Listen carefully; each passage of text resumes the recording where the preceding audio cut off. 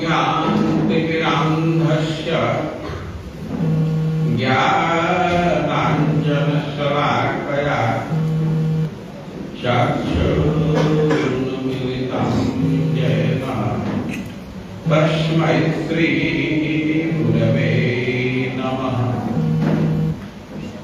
हे कृष्ण करुणा सिंधु दीनबंधो जगत्पते गोपेश गोपिका कांत राधा कांत नमस्ते। सप्त कांचन गौरांगी राधे वृंदावनेश्वरी वृषभानुसुते देवी प्रणमामि हरिप्रिय। नमो महाबलाढ्याय कृष्ण प्रेम प्रदायते कृष्णाय कृष्ण चैतन्य नाम्ने गौरक्षसे नमः। श्री चैतन्य मनोभीष्टं स्थापितं येन भूतले स्वयं रूप कदा मह्यं ददाति स्वपदान्तिकम्। वाञ्छाकल्पतरुभ्यश्च कृपा सिन्धुभ्यैव च पतितानां पावनेभ्यो वैष्णवेभ्यो नमो नमः। जय श्री कृष्ण चैतन्य प्रभु नित्यानंद श्री अद्वैत गदाधर श्रीवासादि गौर भक्तवृंद। हरे कृष्णा कृष्णा कृष्णा हरे हरे हरे राम राम राम हरे हरे। हरे कृष्णा कृष्णा कृष्णा हरे हरे हरे राम राम राम हरे हरे। आप लोग पीछे से प्रयास कीजिएगा बोलने का प्रणाम। ओम नमो भगवते वासुदेवाय। ओम नमो भगवते वासुदेवाय। ओम नमो भगवते वासुदेवाय। ओम नमो भगवते वासुदेवाय। ओम नमो भगवते वासुदेवाय।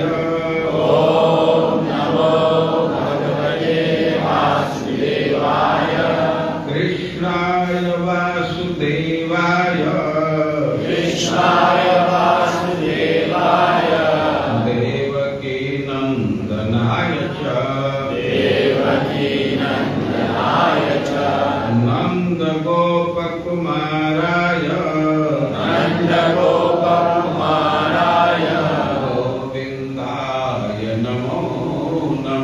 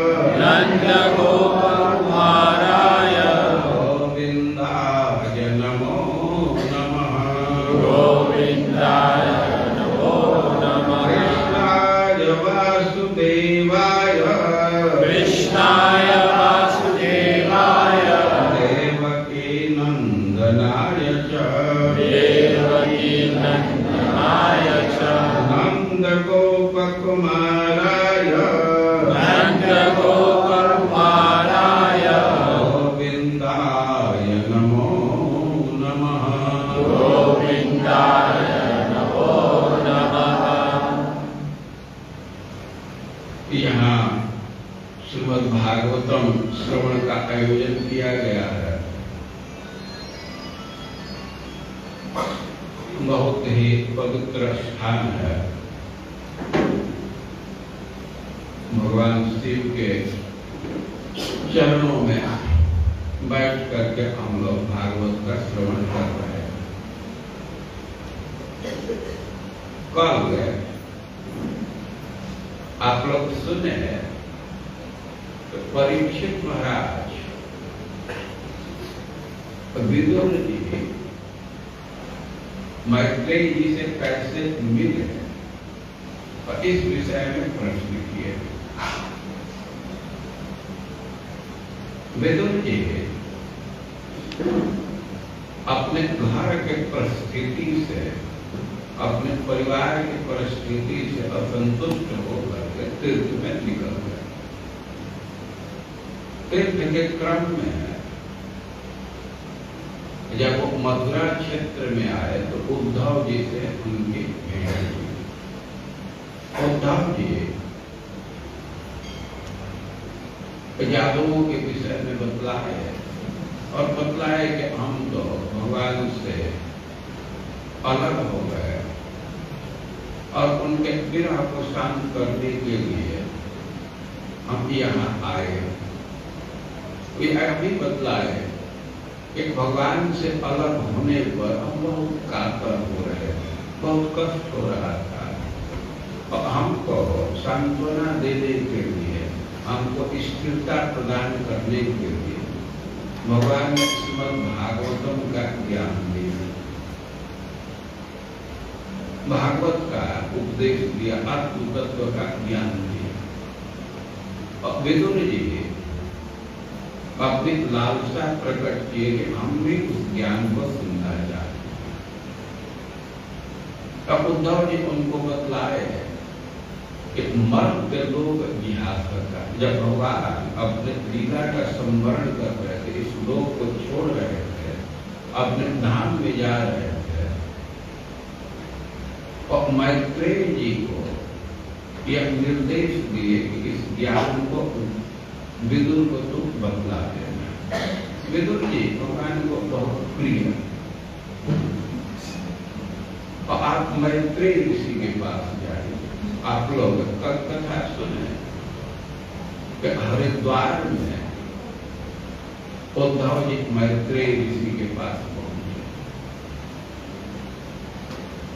अब विदुर जी मैत्रेय ऋषि से कई एक प्रश्न किए। यहाँ बहुत थोड़ा सा समय है और श्रीमद् भागवतम के किसी अंश को प्रस्तुत करने का प्रयास किया जाए। और विदुर जी के प्रश्नों में एक प्रश्न है, स्वयं मनु के कितने पुत्र हुए, उनके वंश का वर्णन सुनाइए। भगवान के कथा श्रवण का बहुत महत्व है और जैसे भगवान के कथा श्रवण का महत्व है वैसे ही भगवान के भक्तों के कथा श्रवण का महत्व है। और विदुर जी स्वयं हुए मनु के विषय में सुनना चाहते। चरितम तस्य राजस्य, चरितम तस्य राजस्य आदि राजस्य सप्तम। वे प्रार्थना कर रहे हैं कि मनु महाराज के चरित्र को सुनाइए और आगे फिर प्रार्थना की है कि मनु महाराज के कितने संतान हुए, उनके वंश का वर्णन आप कीजिए। विदुर जी प्रश्न कर रहे हैं और मैत्रेय जी उसका उत्तर दे रहे हैं। मैत्रेय जी बतलाए कि स्वयं वे मनु महाराज के 3 पुत्रियां और 2 पुत्र हुए। पुत्रियों का नाम है आकुति, देवहूति और प्रसूति। पुत्रों का नाम है उत्तानपाद और प्रियव्रत। और प्रियव्रत महाराज प्रारंभ से विरक्ति में थे, अब वे गृहस्थी को स्वीकार नहीं, और इसलिए सबसे पहले उत्तानपाद के चरित्र को प्रस्तुत कर रहे हैं। विदुर महाराज के, विदुर जी की प्रार्थना है कि आप स्वयं मनु के पुत्रों का वर्णन कीजिए, कैसे वे राज्य किए, और उत्तानपाद का वर्णन प्रारंभ किए। वे कह रहे हैं कि जाए उत्तानपाद सुरुचि सुनति सुरुचि प्रेयसो उत्पत्ति नेत्रा यद्भुव सुकर।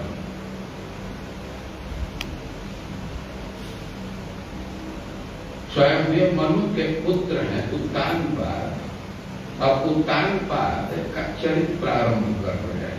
तो कह रहे हैं कि जाए उत्तानपाद सुनति सुरुचि प्रयो सुरुचि प्रेयसी पत्र नेत्रा यद्भुव सुकर।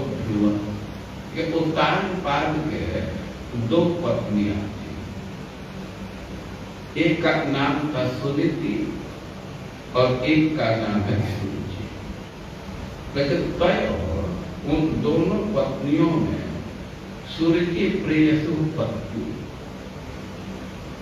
जब सुरुचि नाम की पत्नी थी तो पति को बहुत प्रिय थी, और न इधर जो दूसरी पत्नी थी जिसका नाम सुनीति था, तो वह पति को बहुत प्रिय नहीं, लेकिन यह सुतो ध्रुव उसी के पुत्र। तो जो पत्नी राजा को बहुत प्रिय नहीं है, उसी के पुत्र ध्रुव। कह रहे हैं कि एकदा सूर्य पुत्र अंक मारोग्य लाभ उत्तम नारुक्षंत्र ध्रुवम राजा नंदन। एक दिन के घटना का उल्लेख कर रहे हैं। एक राजा सुरुचि के पुत्र उत्तम को अपने गोद में लेकर के पाला। कोई भी पिता है वो अपने पुत्र को गोद में रखने में उसे सुख की अनुभूति होती।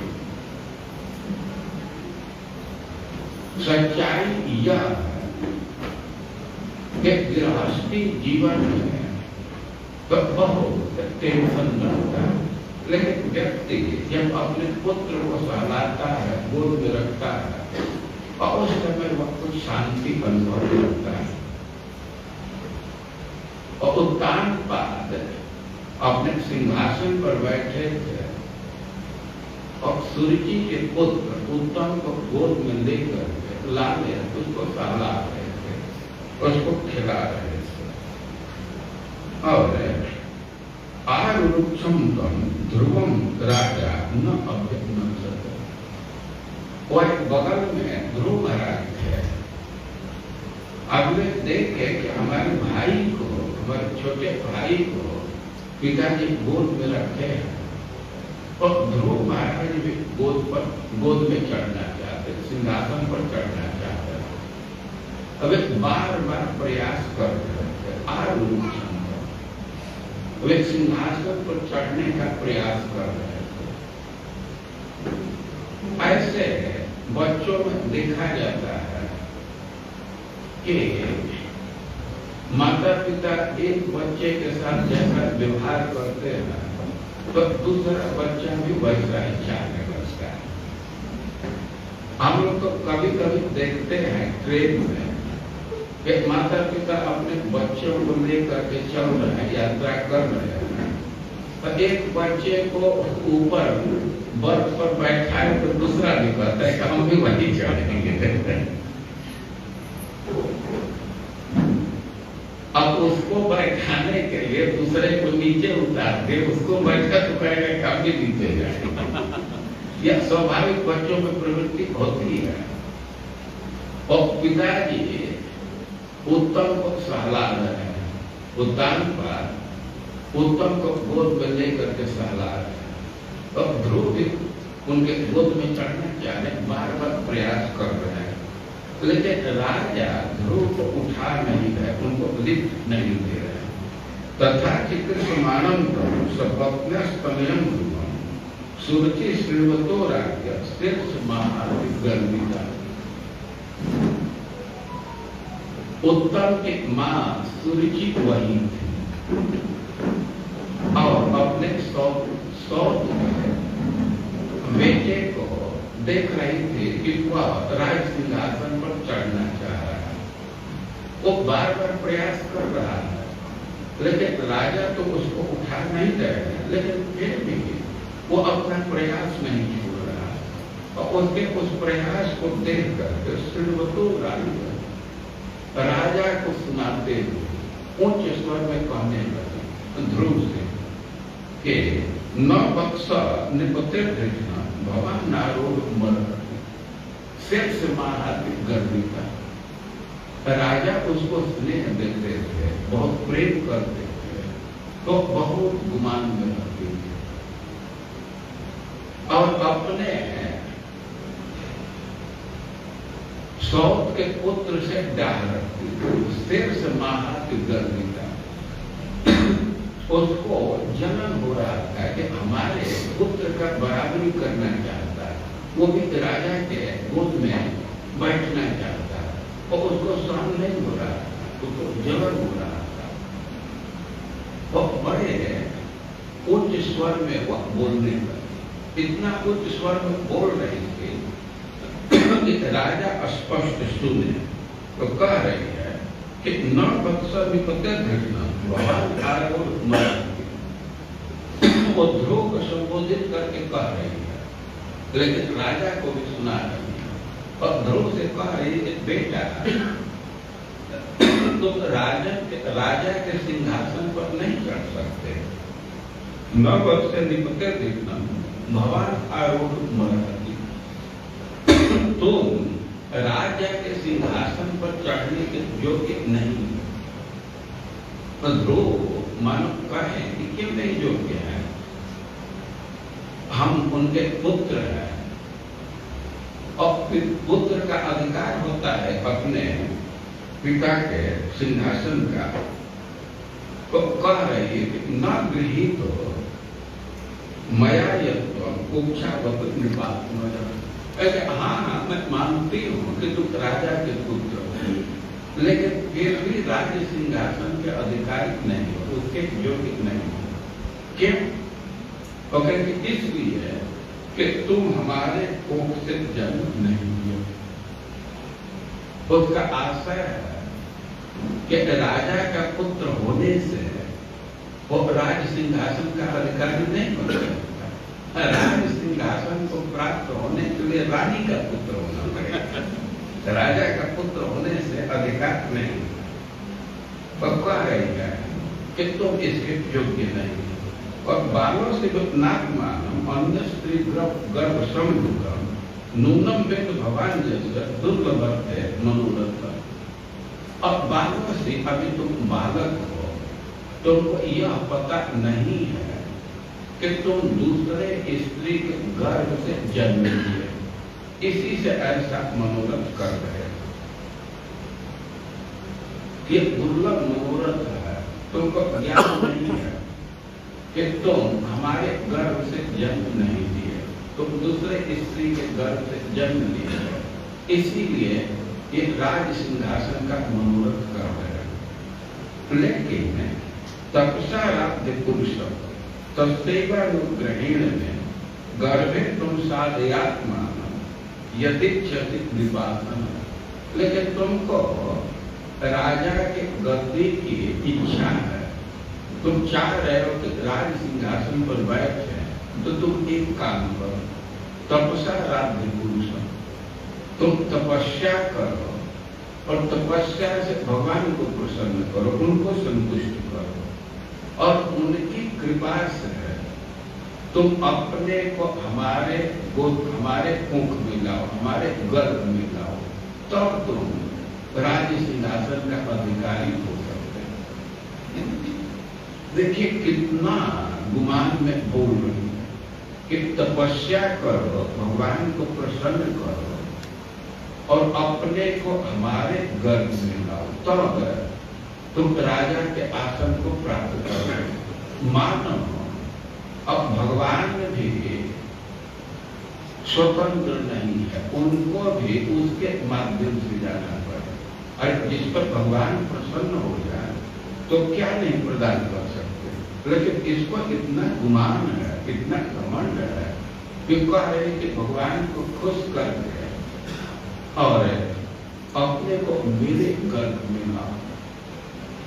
ध्रुव 5 साल के बच्चा है, लेकिन इतना तो स्पष्ट समझ रहा है कि हमारे माँ को हे बतलाया जा रहा है, छोटा बतलाया जा रहा है। इतना स्पष्ट समझ रहा है कि हमारे माँ को छोटा बतलाया जा रहा है, माँ का अपमान किया जा रहा है। और ध्रुव को बड़ा दुख लगा। मातु सपत्ना सुदुरुक्ति विद्या स्वसंगुषा दंड तो यथाहि। अपने सौतेली माँ के बात को सुन करके उनको बड़ा दुख हुआ, मर्म होता दुरुक्ति विद्या। जैसे है किसी के शरीर में बाण चुभता है, कष्ट होता है, तो वैसे ही अपने सौतेली माँ के कटु वचन से लोगों को बहुत कष्ट हुआ। अपने माँ के अपमान से उनको बहुत कष्ट हुआ और उनको बहुत क्रोध आया। और कह रहे हैं कि दंड तो ये था, जैसे कोई सांप है और उस पर डंडा चला दीजिए तो क्रोध के मारे फुफकारने लगता है, उसका क्रोध बहुत बढ़ जाता है। अपने सौतेली माँ की बात को सुन करके ध्रुव महाराज को बहुत क्रोध हुआ और हित्वम संतम पितरम सन्नवाक्यम जगाम मातु प्रतन सकाल। वो ऐसे कटु वचन बोल रही है, लेकिन राजा चुप, एक जबान भी नहीं खोल रहे, उसको मना नहीं करे। सन्नवाक्यम, राजा बिल्कुल चुपचाप। और ध्रुव महाराज भी अब राजा को छोड़ करके और अपने माँ के पास गए। और माँ के पास जा रहे हैं तो रोते हुए जा रहे हैं और क्रोध के मारे लंबी लंबी सांस लेते हुए जा रहे हैं। इस घटना को दरबार के और दासियां भी देखी। सुरुचि क्या कह रही है और वहां जो दासियां थी वे भी इस बात को सुनी और इस बात को वे जा करके सुरुचि को बतलाई, माता को बतलाई कि ऐसे तुम्हारे पुत्र का अपमान हुआ। और ध्रुव महाराज रोते हुए अपने माँ के पास जा रहे हैं। तमनि स्वसंतम स्फुरता धरुष्टम सुनीति संग उदुर्य बालम निशम्य तत्पौर मुखादिनांतम सापि व्यते गलितम सपत्न। वो पहले ही सुन चुकी थी कि हमारे पुत्र का अपमान हुआ, हमारे पुत्र के विषय में ऐसे बोल रही है। वो बहुत दुखी हुई और तब तक देख रही है कि ध्रुव रोते हुए आ रहे हैं। 5 साल का बच्चा है और सबसे पहले माँ उसको अपने गोद में उठा ली।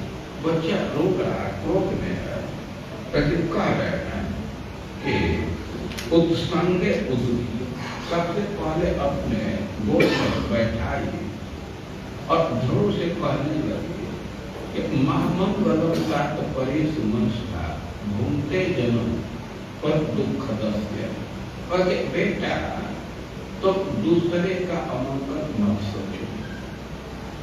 देखिए कोई भी माँ है और उसकी इच्छा रहती है कि हमारा बेटा सुखी रहे, उसकी सदैव यही इच्छा रहती है कि बेटा सुखी रहे और उसके लिए उपदेश देती रहती है। और ध्रुव की माँ प्रथम उपदेश दे रही है कि बेटा दूसरे का अमंगल कभी मत सोचो। माँ यह समझ रही है कि हमारे बेटे का अपमान हुआ है क्रोध में, तो हो सकता है कि इसके बदला लेने की कुछ योजना कर रहा है,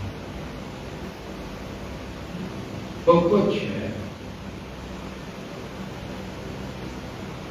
इसके खिलाफ राजा या रानी के विषय में कुछ योजना कर रहा होगा। एक प्रथम उपदेश दे रही है कि बेटा ऐसा मत सोचो, किसी के प्रति मंगल मत सोचो। अरे कोई अपकार कर रहा है तो क्यों वे उसका अमंगल सोचेंगे। और स्मृति कह रही है कि भूखते जनों पर दुख दस्ता, कोई व्यक्ति दूसरे को दुख देने की योजना करता है और उसके हाथ में नहीं है सफलता असफलता, कोई जरूरी नहीं है कि दूसरे को दुख देने की योजना किया तो उसको दुख दे ही पाएगा। हो सकता है कि उसकी योजना विफल हो जाए, तो दूसरे को दुख दे या न दे, जो दुख दूसरे को देना चाहता है तो उस दुख को उसे खुद भोगना पड़ता है। अब भगवान ऐसी व्यवस्था कर देते हैं कि जो दुख दूसरे को देना चाहता है वही दुख उसे खुद भोगना पड़ता है। और इसलिए माँ ध्रुव को उपदेश दे रही है कि बेटा दूसरे का अमंगल मत सोचो। माँ समझ रही है कि यदि दूसरे का अमंगल सोचेगा तो भगवान तो इसी का अमंगल करेंगे, इसी को अमंगल प्रदान करेंगे। तो अपने पुत्र के हित में वो उपदेश दे रही है कि बेटा दूसरे का अमंगल मत सुनो। और सत्सिद्ध धैर्य मिलना पशोक दावाग्ना दावते उबाला वाक्यम सुपन्न स्मृति स्वरूप प्रिया दिशावा कला अनुमान। और खूब रोने लगी, अपने बेटे को तो उपदेश दे रही है कि अमंगल मत सोचो, लेकिन खूब बहुत दुखी है। तो कहा कि सत्सिद्ध धैर्य, अब उसका धैर्य समाप्त हो गया और बहुत रोने लगी। अब इतना उसके हृदय में संताप है, शोक है कि अपने ही सांस से उसके मुख झुलस गए, काला पड़ गए। एक उदाहरण दे रहे हैं कि दाग लगते बाल, जैसे जंगल में आग लगती है और कोई कोमल लता है तो झुलस जाती है, और वैसे ही अपनी सांस से गर्म सांस से उसके मुख झुलस गए, उसके आंख में अश्रु भर गए और उसका धैर्य समाप्त हो गया। अब धैर्य टूट गया और रोने लगे। धैर्य टूट गया, इसका क्या आशय है? आशय यह है कि यद्यपि सुनीति अपने पति की ज्येष्ठ पत्नी है, पहले विवाह उसका हुआ और उसमें कोई दोष नहीं है, उसका पुत्र बड़ा पुत्र है, लेकिन राजा अपने छोटी पत्नी में इतना आसक्त था कि बड़ी पत्नी का सम्मान नहीं करता, तो अपने अपमान को सह लेती थी। इसलिए सह लेती थी कि वे मन में भावना संयोग करके रखी थी कि एक दिन हमारा पुत्र राजा बनेगा, क्योंकि हमारा पुत्र बड़ा बेटा है तो राजा के पद पर तो बड़ा बेटा बनेगा। तो यह सोच करके कि एक दिन हमारा बेटा राजा बनेगा, वो अपने दुख के सह जाती है। लेकिन अब आज यह अनुभव करने लगी कि हमारा अपमान तो हो ही रहा था, हमारे पुत्र का भी अपमान होने लगा, तब उसका धैर्य समाप्त हो गया और खूब रोने लगी, खूब रोने लगी। वो बहुत दुखी थी। वह दुखी होने का कारण यह था कि आप विश्लेषण करेंगे सूर्य के वाक्य को तो उसका मतलब यही निकलेगा जो ध्रुव कह रहे थे मर जाओ, थोड़ा विचार कीजिए। सूर्य जी कह रहे हैं कि यदि तुम राज्य सिंहासन चाह रहे हो और तपस्या राज्य पुरुष हो, तपस्या करो, भगवान को संतुष्ट करो और उनकी कृपा से आत्मानव में गर्भ साथ तुम अपने को हमारे गर्भ में लाओ। पर विचार कीजिए कि कोई 5 साल का लड़का किसी स्त्री के गर्भ में जाएगा, तो यह कह रहे कि हमारे गर्भ में अपने को लाओ, इसका आशय वह करे कि पहले मर जाओ, वह शरीर छोड़ेगा तब दूसरे के गर्भ में जाएगा। और इस बात से सुनती बहुत व्यथित है, उसको बहुत दुख है। स्वाभाविक है, किसी के लड़के को कोई मरने को कहे तो मां को कितना दुख लगेगा। वो बहुत दुखी है, बहुत रो रही है, अपने शौच की बात को याद करके वो बहुत रो रही है। दीर्घम सुसंति दृढ़ अपसंति बालकमा बाला मामंगलों तात परेश मनस्ता घूमते जलो यद पर दुख दस्त। और दुख का अंत नहीं दिख रहा है, लेकिन फिर भी वो अपने पुत्र का हित चाहती है तो उसको कह रही है कि बेटा दूसरे का अमंगल मत सोचो। और वे कहने लगी सत्यम सुनिच्या वेतम भवान यदुर्भगाया उदरे गृहीत स्तन्य वृद्धस्थ विलज्जते भाग्य दिवा मिलत प्रतिमा। तुम्हारी सौतेली माँ तो बात तो सत्य की कही है, तुम तो मुझ दुर्भगा के गर्भ से जन्म लिए और हमारे ही स्तन के दूध से तुम्हारा पालन हुआ। और हमारी स्थिति यह है कि राजा हमको पत्नी के रूप में स्वीकार करने की बात तो दूर है, वो दासी जैसा भी व्यवहार नहीं करता। तो मैं तो भागनी हूँ कि रानी जैसा व्यवहार होना चाहिए, लेकिन दासी जैसा भी व्यवहार नहीं पा रही हूँ। और उसी भागनी के पुत्र हो, हमारे गर्भ से जन्म लिए हो, हमारी स्तन के दूध से तो पले हो, बढ़े हो, तो तुम्हारी सौतेली माँ तो बात तो सही कर रही है। और वे कहने लगी कि आतिष्ठ तत्त विवत्सरत्वम उत्तम समात्रा पे जगत जली कर आराधया भक्षित पाद पद्म यदि से व्यासन उत्तम बेटा तुम्हारी सौतेली माँ जो सत्य बात बोली है, जो तथ्यपूर्ण बात बोली है, तो तुम उसी का आचरण करो, उसी पर टिक जाओ, उसी का अनुशीलन करो। वही प्रश्न होगा कि क्या सत्य बात, क्या असत्य बात। तो कहे कि जो सत्य बात बोली है उस पर तुम टिक जाओ, उसी पर आरूढ़ हो जाओ।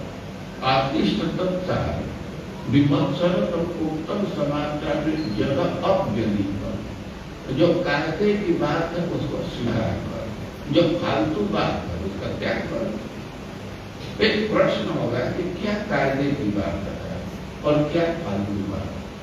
भाई कायदे की बात यह है कि यदि राज्य सिंहासन चाह रहे हो तो तुम भगवान की आराधना करो, आराधना भक्षण पालन करो, यदि जैसे ध्यान मुक्त हो था।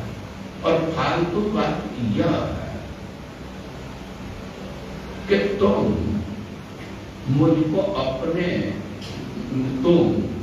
अपने को मेरे गर्भ में लाओ। जो भगवान संतुष्ट हो जाएंगे और उनके लिए यह कोई जरूरी नहीं है कि सूर्य जी के गर्भ में जन्म दे करके राज्य सिंहासन दे, तो यह तो फालतू बात है। लेकिन यह बात यदि तुम राज्य सिंहासन चाह रहे हो और तुम भगवान की आराधना करो, यह बिल्कुल सही है, तो तुम इसी बात का आचरण करो। वे कहने लगे तो आतिष्ठता बुद्धिमत, तो इसमें दोष बुद्धि मत करो। भले सौतेली माँ है, डाह बस कही है, ईर्ष्या बस कही है, लेकिन बात सही कही है, तो उस बात को ग्रहण करो। लेकिन कोई कोई ऐसी स्थिति होती है कि यदि विरोधी पक्ष भी महत्वपूर्ण बात कह रहा है, काम की बात कह रहा है, तो उसको स्वीकार कर लेना होता है। अब कोई मान लीजिए कि आपका दुश्मन कह है, एक सूर्योदय पूरा होता है, तो क्या उसको आप रिजेक्ट करेंगे? उसको स्वीकार करेंगे ना? तो भले ही डाह बस कर लिया, लेकिन जो सत्य बात कही उसको स्वीकार करो। और तो भगवान के भक्ति में लगना एक प्रश्न होगा कि कोई माँ है तो अपने बच्चे को अपने साथ रखना चाहिए, लेकिन यहाँ तो उपदेश दिया जा रहा है कि तुम भगवान की आराधना करो, तो कैसे इसका भी समर्थन कर रही है? तो सुनीति बतला रही है कि देखो, हम लोगों के कुल परंपरा पर विचार करो। तुम्हारे पिताजी, तुम्हारे दादा, तुम्हारे परदादा जो भी राज्य प्राप्ति किए हैं, तो सब भगवान की कृपा से किए। तुम्हारे प्रपितामह और ब्रह्मा जी और तपस्या करके भगवान को संतुष्ट किए, तो सबसे बड़ा पद प्राप्त किए। तुम्हारे पितामह मनु महाराज और यज्ञ किए, दक्षिणा दिए, भगवान को संतुष्ट किए, उन दक्षिणा मकई यज्ञ करके भगवान को संतुष्ट किए। और मनु महाराज के यज्ञ के विषय में करें कौन दक्षिणा? दक्षिणा खोल दिए। देखिए, यज्ञ भगवान की संतुष्टि के लिए किया जाता है। भगवान के संतुष्टि के लिए अग्नि में आहुति देते हैं, तो भगवान का मुख है अग्नि, भगवान उसको ग्रहण करते हैं। लेकिन तो यज्ञ में जो भी व्यक्ति उपस्थित हुए हैं और उसको भोजन कराने से भगवान संतुष्ट होते हैं, तो वह भी यज्ञ का हिस्सा है। जो भी आचार्य है, ऋत्विक है, तो उनको दक्षिणा प्रदान करते हैं, और उसका फिलॉसफी है कि उससे भगवान संतुष्ट होते हैं। और मनु महाराज के यज्ञ के विषय में करें कुल दक्षिणा ही करें, तो वे यज्ञ किए भगवान के संतुष्ट करने के लिए, और उसमें दक्षिणा को दी और भगवान को संतुष्ट करके कभी राज्य को प्राप्त किए। भौमम सुखम, यहाँ के राज्य को भी, राज्य का सुख लिए और अंततः मुक्त हुए। वो कह रही है कि तमेव वत्सास्त्र मृत्युवत्सलम मुमुक्ष भी मृग पदार्थ पद में, और तुम भी उन्हीं का आश्रय ग्रहण करो। मृत्युवत्सल, अरे कोई माँ अपने आश्रय से दूसरे के आश्रय की बात कह रही है, कैसी माँ है? क्या उसके हृदय में दया नहीं है, स्नेह नहीं है? लेकिन सुनीति की विशेषता है कि भगवान के स्वभाव को समझ रही है। मृत्युवत्सल, वो समझ रही है कि एक माँ के हृदय में अपने पुत्र के प्रति जितना स्नेह है, और उससे करोड़ों करोड़ों गुना स्नेह भगवान के हृदय में अपने भक्त के प्रति। मृत्युवत्सल, वह समझ रही है कि सबसे सुरक्षित स्थान भगवान का चरण है, और इसलिए वे उपदेश दे रही है कि बेटा, तो भगवान का आश्रय ग्रहण करो। भगवान ही सबके मूल है। भगवान के अतिरिक्त कोई दूसरा तुम्हारे दुख को नहीं दूर कर सकता। वे कह रही है कि नान्यम तथा पद्म पलाश लोचना दुख छिदमते मृगयामि कंचन। हमारे विचार में तो यही आ रहा है कि तुम्हारे दुख को दूर करने वाला भगवान के अतिरिक्त और कुछ नहीं। अभी क्यों? बहुत सहायक है। अनेक देवी हैं, देवता हैं, क्योंकि कह रहे कि यो मृग्यते हस्तगृहीत पद्मया प्रिय तरे रंग विविज्ञमान है।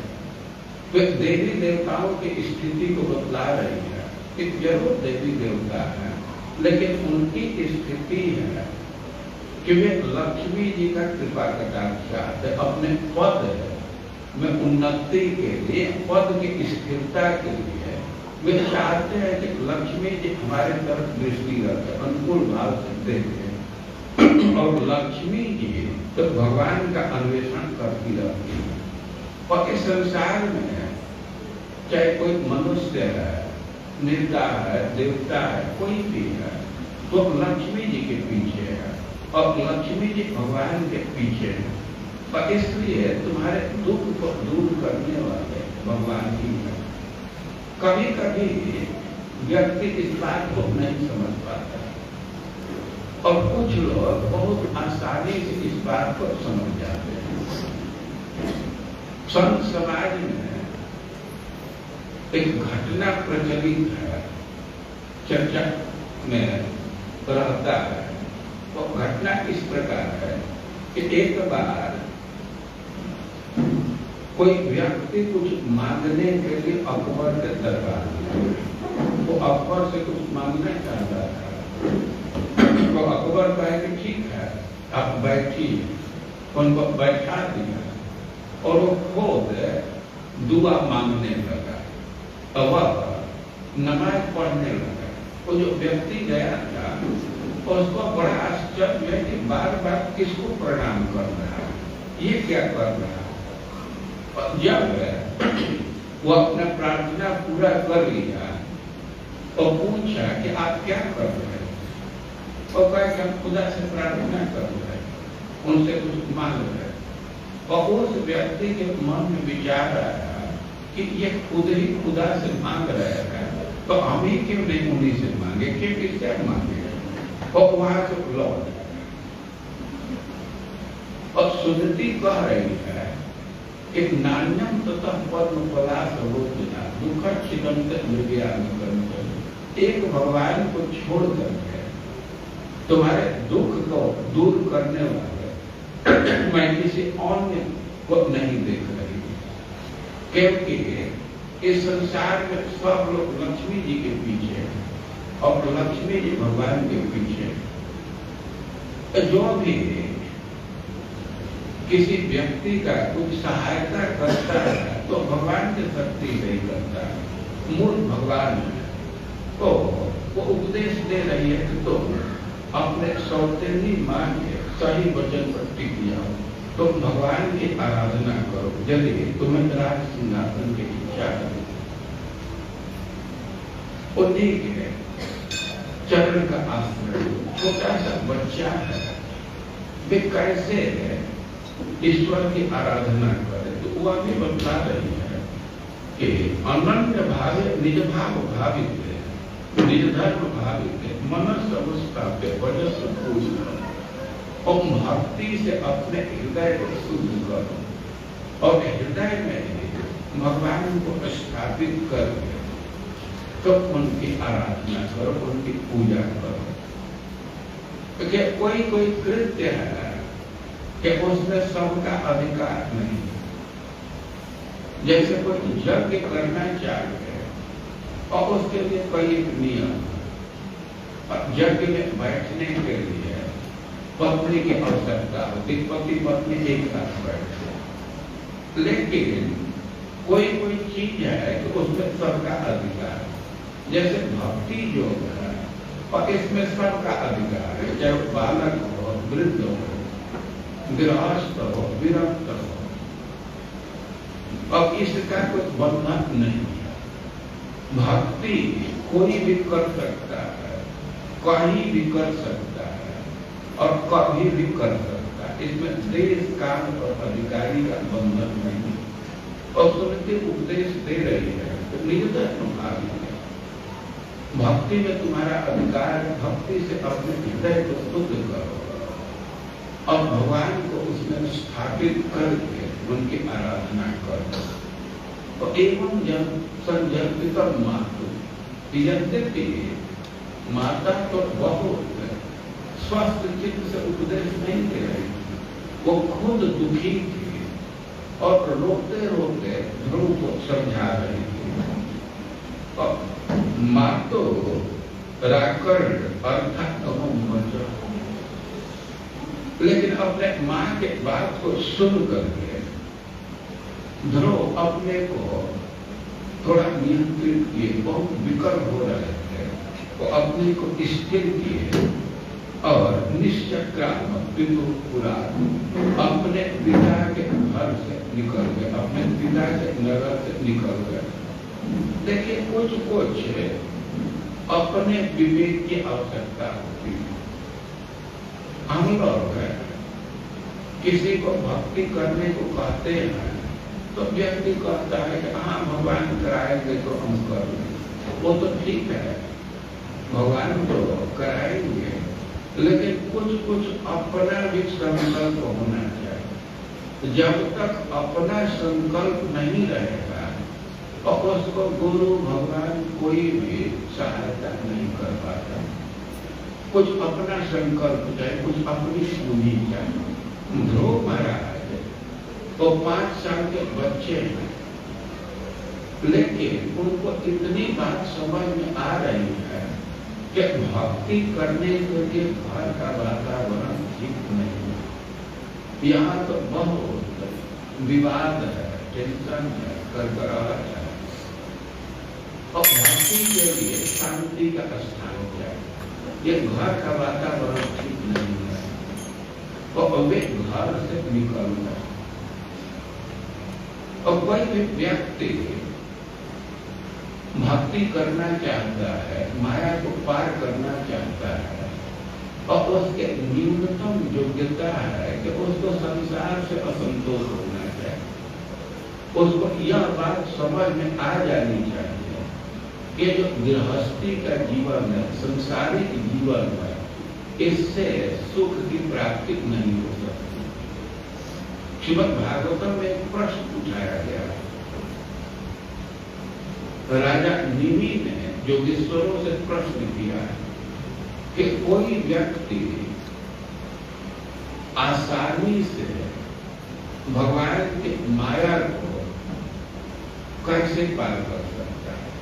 तो भगवान की माया को पार करना बहुत कठिन है, लेकिन कोई व्यक्ति ऐसे कठिन कार्य को भी आसानी से कैसे कर सकता है? और वहां प्रबुद्ध जी उत्तर दिए हैं कि व्यक्ति को इस संसार से निराशा होनी चाहिए, पश्चाताप बन जाए। तो उपदेश दे रहे हैं कि कर्मण्या रघुमाराना दुख हस्ते सुखाए। इस संसार में देखा जाता है कि व्यक्ति दुख को समाप्त करना चाहता है, सुख को प्राप्त करना चाहता है और इस उद्देश्य से मिथुनी चारिणा वह जोड़ी बांध करके कार्य कर रहा है। इस संसार का सर्वे आप करेंगे तो शायद 99% से अधिक लोग मिल जाएंगे जो स्त्री पुरुष एक जोड़ी है, एक यूनिट है, स्त्री पुरुष है और दोनों मिल करके काम कर रहे हैं। कोई ऑफिस में कर रहा है, फील्ड में कर रहा है, कोई घर में कर रहा है। आप देख सकते हैं, स्पष्ट बात है। और कोई भी काम कर रहे हैं तो उसका उद्देश्य क्या है? और उद्देश्य 2 शब्द में रख सकते हैं, दुख हत्या सुखाय। दुख को समाप्त करना चाहते, सुख को प्राप्त करना चाहते, लेकिन ऐसा हो नहीं रहा। गृहस्थी के जीवन में प्रवेश करने के पहले व्यक्ति क्या क्या योजना करता है, क्या क्या सोचता है और गृहस्थी में आ रहा है तो स्थिति बदल जाती है। अब वहां एक नई समस्या खड़ी हो जाती है और प्रभु जी कह रहे हैं कि व्यक्ति को अपने से यह अनुभव होना चाहिए कि जो संसार का जीवन शैली है इससे सुख की प्राप्ति नहीं हो सकती, समस्या का समापन नहीं हो सकता। तब क्या करें? तो तस्मात् गुरु प्रपद्य जिज्ञासु प्रेत मुक्तम। अब इस संसार से भिन्न कोई दूसरा उपाय सोचना चाहिए और इसलिए उसको गुरु के पास जाना चाहिए। जब तक उसको संसार से निराशा नहीं है तब तक गुरु के पास जाने का कोई विशेष मतलब नहीं है। तो प्रथम योग्यता है कि व्यक्ति को ये अनुभव होने लगे कि संसार के शैली से हम सुख की प्राप्ति नहीं कर सकते। तब गुरु के पास जाना चाहिए, उससे शिक्षा ग्रहण करना चाहिए। तब व्यक्ति माया को आसानी से पार कर जाएगा। हम ध्रुव के परिप्रेक्ष्य में कह रहे हैं कि ध्रुव यद्यपि छोटा बच्चा है लेकिन अपने से इतना विचार कर लिया कि भक्ति के लिए घर का वातावरण उपयुक्त नहीं है और निश्चक्रात्मक पितु पूरा वो अपने पिता के नगर से बाहर निकल गए। तो देखिए जीव को संकल्प का ही शक्ति है। कोई भक्ति करना चाहता है, संकल्प करता है तो भगवान उसकी सहायता करते हैं। ध्रुव महाराज घर से निकल गए, माँ तो कोई सिस्टम नहीं बदलाई, इतना ही कही थी कि भगवान के आराधना कैसे करना है, किस किस चीज की आवश्यकता है, तो यह नहीं बदलाई। लेकिन ध्रुव भक्ति के निकले, जब भी नगर से बाहर निकले तो नारद जी वहां उपस्थित हो गए और नारद जी उनको समझाने लगे। पहले तो उनकी परीक्षा दिए कितनी दृढ़ता है। तो पहले तो कहे कि बेटा अभी तुम्हारा उम्र तपस्या करने का नहीं है, तुम अपने माँ की बात से रुष्ट होकर के घर से निकल गए हो, अपने उम्र पर विचार करो। बच्चों का मान अपमान नहीं होता। अच्छा, मान अपमान को मान भी लिया जाए तो अज्ञान के चलते व्यक्ति भावना करता है। तो उपदेश दे रहे हैं क्या सिद्धांत यह है कि व्यक्ति के जिस परिस्थिति में है उसी में संतुष्ट रहना चाहिए, तो व्यक्ति आसानी से माया को पार कर जाता है। और नारद जी ऐसे उपदेश दे रहे थे। ध्रुव महाराज उस उपदेश का अभिनंदन किए, कहते गुरु जी आपकी जो बात है वो बिल्कुल सत्य है, लेकिन किसी ब्राह्मण को उपदेश दीजिए। हमारा हृदय तो अपने माँ के बात से, अपने सौतेली माँ के बात से हट गया है, अब उसमें बात ठीक नहीं रही। हम तो अपने पिता से भी उत्कृष्ट राज्य चाहते, उसके लिए हमको उपाय बतलाइए। नारद जी उनके दृढ़ता को देख लिए और उनको उपाय बतलाए कि तो मधुबन में चले जाओ, वहां भगवान का नित्य निवास है और तुम इस मंत्र का जप करना। तुम्हारी जो माँ का जब भक्ति की बात तो वही सबसे श्रेष्ठ है। तुम भगवान का भक्ति करो। कोई व्यक्ति कुछ भी चाहता है, धर्मार्थ का मोक्षार्थम यह इच्छा से आत्मा एक हरिश्चंद्र कारण पाद सेवन। नारद जी बतला रहे हैं कि कोई व्यक्ति कोई भी प्रयोजन सिद्ध करना चाहे, कोई भी पुरुषार्थ प्राप्त करना चाहे, सामान्य रूप से कोई मनुष्य है तो उसके 4 पुरुषार्थ निर्धारित किए गए, उसको धर्म और काम और मोक्ष करते। तो चारों पुरुषार्थ में कोई भी पुरुषार्थ को चाहता है तो एकमेव हरिश्चंद्र कारण पाद सेवन, और उसका साधन तो एक है, वह है भगवान हरि के चरणों की सेवा। उपाय अलग अलग नहीं है, चाहे धन की इच्छा है, भोग की इच्छा है या मोक्ष की इच्छा है, उपाय एक है। अब श्रीमद् भागवतम पढ़ते हैं तो प्रारंभ में ये प्रश्न किया गया है, परीक्षित महाराज सुखदेव गोस्वामी से प्रश्न किया, जो म्रियमाण व्यक्ति है उसका कर्तव्य क्या है, उसको क्या करना है, क्या सुनना चाहिए, क्या जपना चाहिए। और स्पष्ट शब्द में सुखदेव गोस्वामी उत्तर दिए, तस्मात् भाव सर्वात्मा भगवान ईश्वरो हरि श्रोतव्य कीर्तितव्य स्मर्तव्य चेष्टा हो।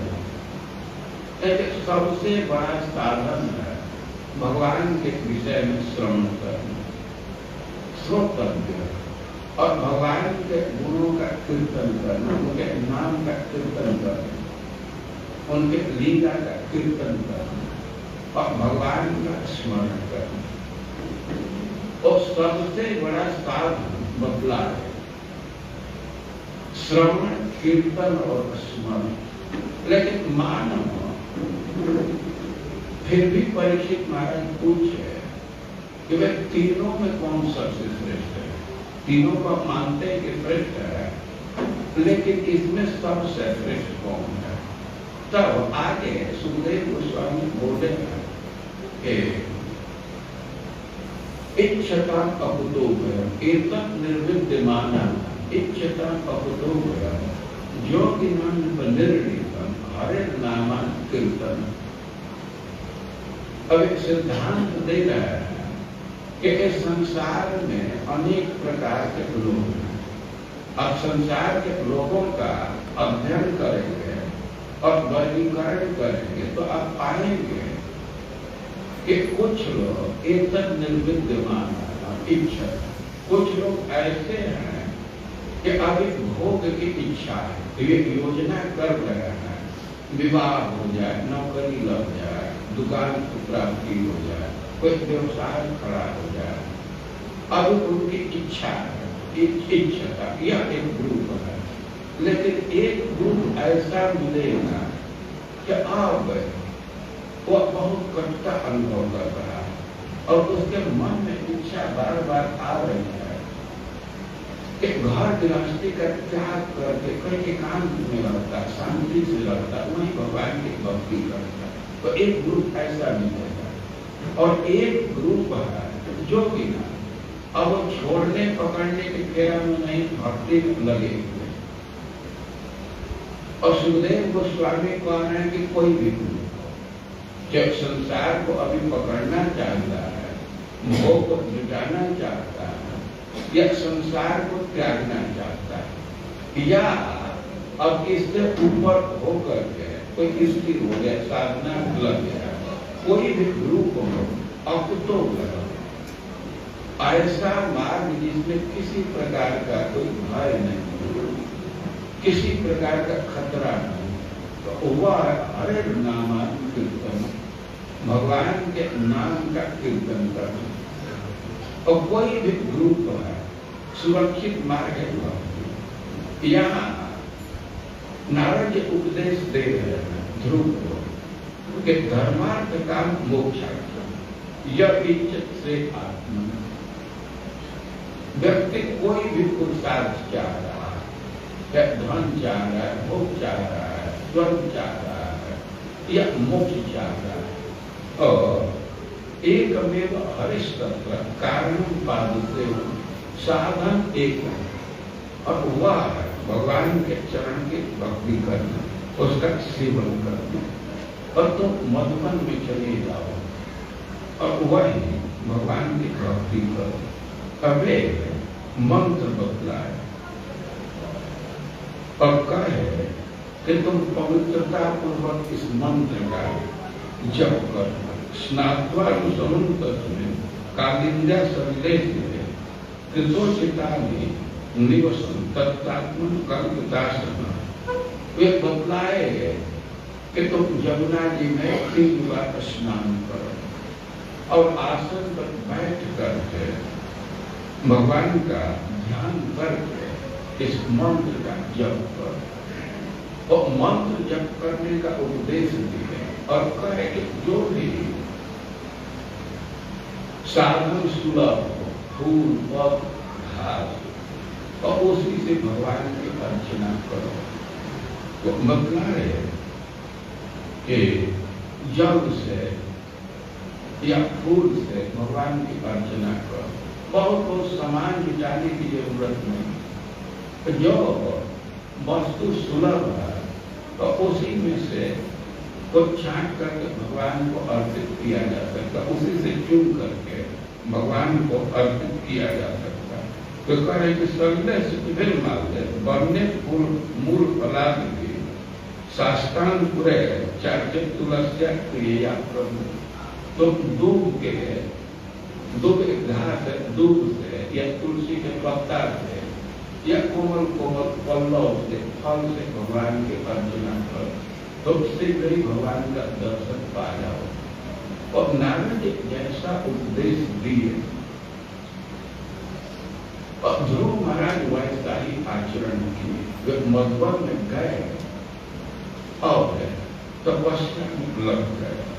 वे जैसे उपदेश प्राप्त किए थे, नारद जी जैसा समझाए थे, तो वैसे ही वे भक्ति में लग गए और भक्ति करने लगे। तो वर्णन किया गया है कि जब वहां गए तो वे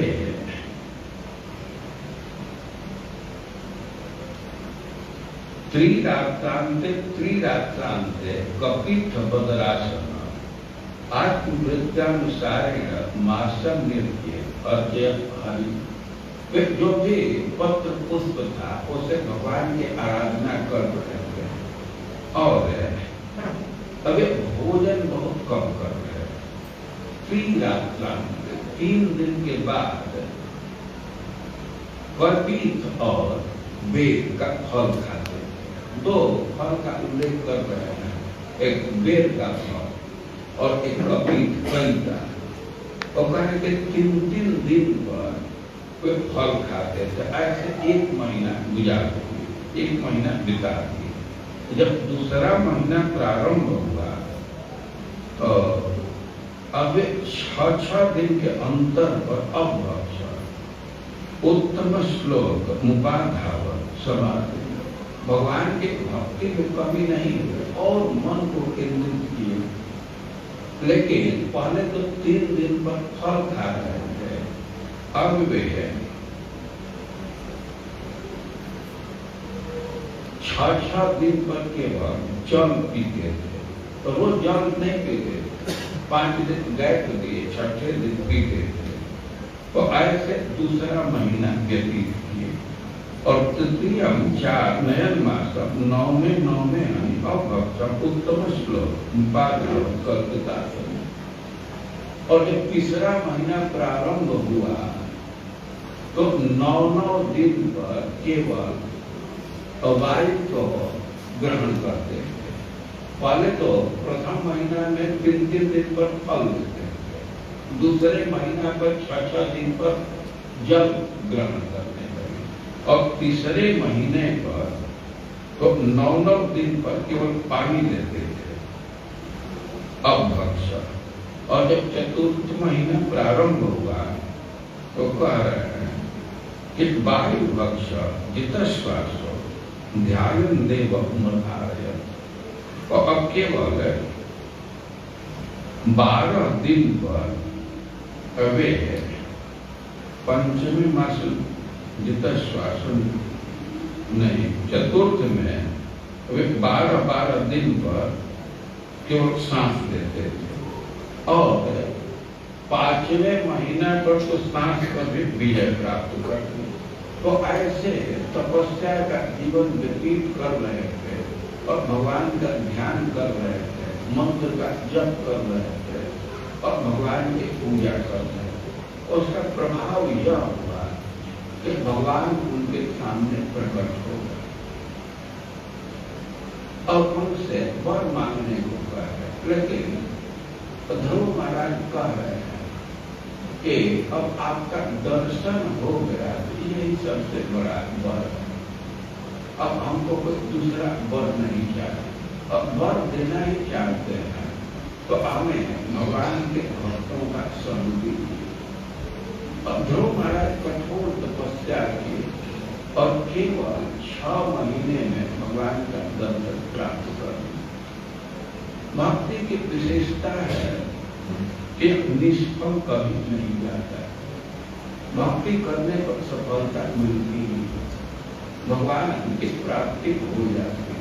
श्रीमद् भागवतम में कई उदाहरण देकर इस बात को समझाया गया।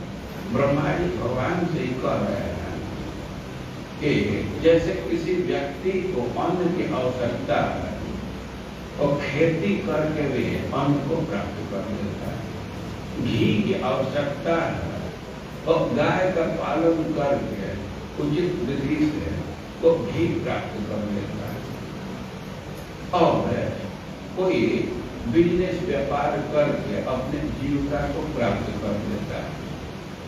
यथाग्निमेधस्य, जैसे किसी को आग की जरूरत है तो लकड़ी का घर्षण करके आग को प्राप्त कर लेता है। खेती करके अन्न प्राप्त कर लेता है या पृथ्वी से जल प्राप्त कर लेता है।